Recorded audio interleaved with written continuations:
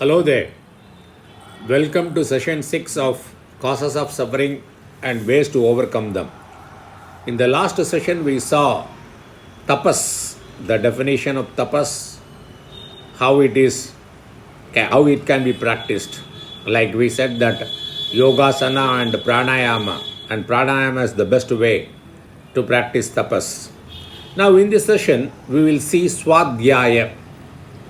Because we saw the first sutra, tapas Svadhyaya Ishvara pranidhanani kriya yoga. Tapas Svadhyaya Ishvara pranidhanani kriya yoga.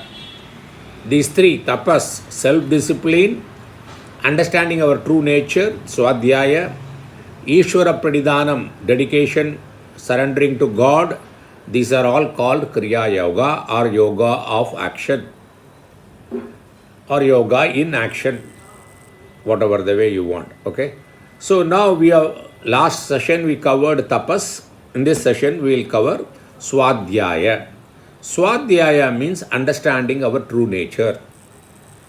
See, the title of our posting is The Causes of Suffering and Ways to Overcome Them. The main cause of suffering is not knowing our true nature or knowing our true nature to be something else than what it is. And knowing is the way to overcome them. If you know our true nature, there ends the problem. So Svadhyaya helps. Svadhyaya means knowing our true nature with the help of scriptures and a proper guru, a living guru. Because the living guru will know where we are at this point of time, then from he will start. You will know that which standard we are now. We are whether in 3rd standard, 6th standard, 9th standard, or in LKG, UKG, or in a degree level, post-graduation level. Depending upon our level, he will guide us through.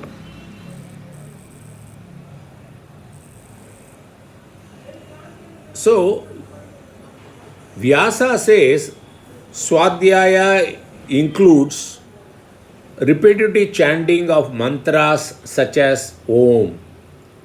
Mantra chanting is very powerful because it helps us to create a good samskara. Samskara means imprints, mental imprints.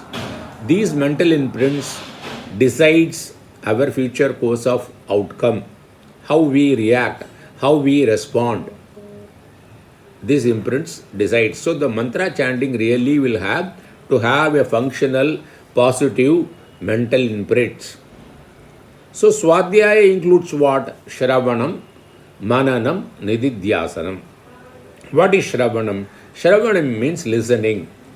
Listening to the Guru's words. When he teaches us about the Shastra, the scriptures. And Mananam means when we are listening to him, at that point of time, we may think that we understood everything. Then later on, when you go home and think about it, we might have some doubts. Mananam means again discussing with the Guru and removing all the doubts whatever we have. So Shravanam means listening, Mananam means reflecting on what we have heard and removing the doubts. Nididhyasanam means abiding in that knowledge. Whatever we have learned from the Guru, whatever we have removed the doubts, and abiding in that knowledge is called Nididhyasanam. Meaning abiding our true nature is called Nididhyasanam. This is Svadhyaya. This is very most powerful Kriya Yoga, aspect of Kriya Yoga. The third one is Ishvara pranidhanam. What is Ishvara pranidhanam? Surrendering to God. I don't know whether you have seen the Gukesh, the world champion, the youngest world champion, the 18 years old champion. Having finished the game, he surrendered the victory to God. So when you say Ishvara pranidhanam means whatever you do, you dedicate to God so that you will do it very well and you will do it only what is good for you and others. And whatever the results come, you will accept it as a prasada.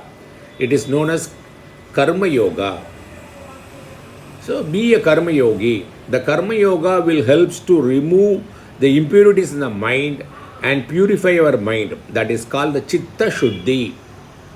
The Chittam will become Shuddha, clean, pure. That is Ishvara pranidhanam. And here we can, when you say Ishvara God, it also includes Guru, our parents, our great grandparents, whoever educates us, helps us to know our true nature. In this regard, I would like to quote from Bhagavad Gita, because I am always of the opinion that Bhagavad Gita and Yoga Sutra should be taught in all schools in India, because it is available in all languages, okay, from 6th standard. But this is the decision the government has to take. But in the name of secular, they think that it belongs to particular community. The same thing happened to yoga, the asanas, pranayama, pratyahara, dharana, dhyana, samadhi, everything, yama, nima. These are all people thought that it belongs to a particular community. So I will not do, we will not do this. And the schools, we will not propagate this.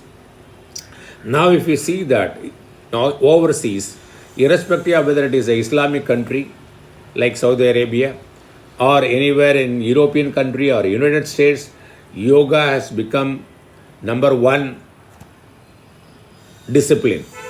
Number one discipline. And the number of books that Christians people have written on yoga is numerous. And the benefits they have derived is huge. And they have opened more and more number of yoga studios.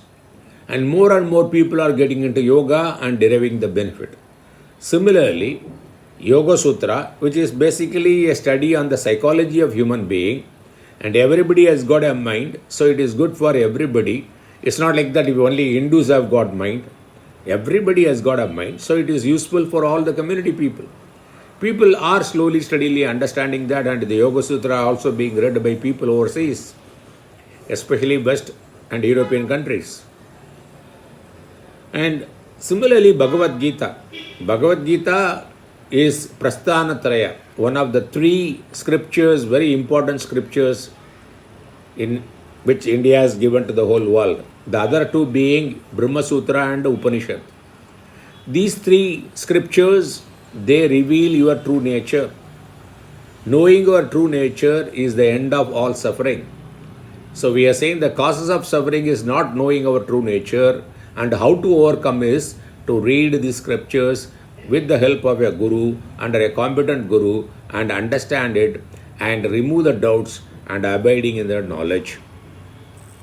So Bhagavad Gita talks about Ishvara pranidhanam, what Krishna advises to Kunti's sons, Kaunteya, Arjuna.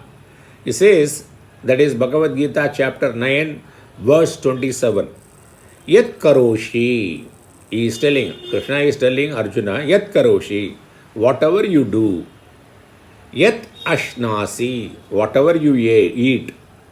Yat juhoshi, whatever you do yagas, rituals. Yat dadasi, whatever you offer as a gift. Yat tapasyati, whatever the tapas, austerities you perform. Kaunteya, the son of Kundi, tat kurushva, do that. In what attitude? He is saying that mat arpanam, you do it as dedication to me. So when you do it as a dedication to me, you will do it very well, and you will do what is good for you and the whole world, and you will accept the result as a prasadam from me. How nice it is. So Patanjali and Bhagavad Gita, you will see a lot of similarities. I'll give you one more similarity. The Kriya Yoga incorporates all three yoga paths outlined in the Bhagavad Gita. What are they? Karma Yoga, Jnana Yoga, Bhakti Yoga. That's what Bhagavad Gita prescribes. Same thing in this Kriya Yoga, this first sutra, Tapas Svadhyaya Ishvara pranidhanani Kriya Yoga. The tapas part is Kriya Yoga, Karma Yoga. Tapas part is Karma Yoga. And Svadhyaya is Jnana Yoga. And Ishvara pranidhanam is Bhakti Yoga. So it incorporates Bhagavad Gita very well. How beautifully it has done, see that?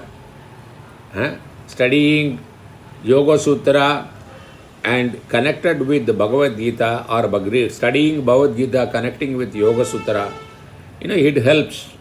So it's nicely done. So we are covered in this posting Svadhyaya and Ishvara pranidhanam. So we have covered now Sutra 1, that is from Pada, second chapter, what that is Tapas Svadhyaya Ishvara pranidhanani Kriya Yogaha. In the next session, we will see Sutra number 2 in chapter 2. Thank you very much for this opportunity.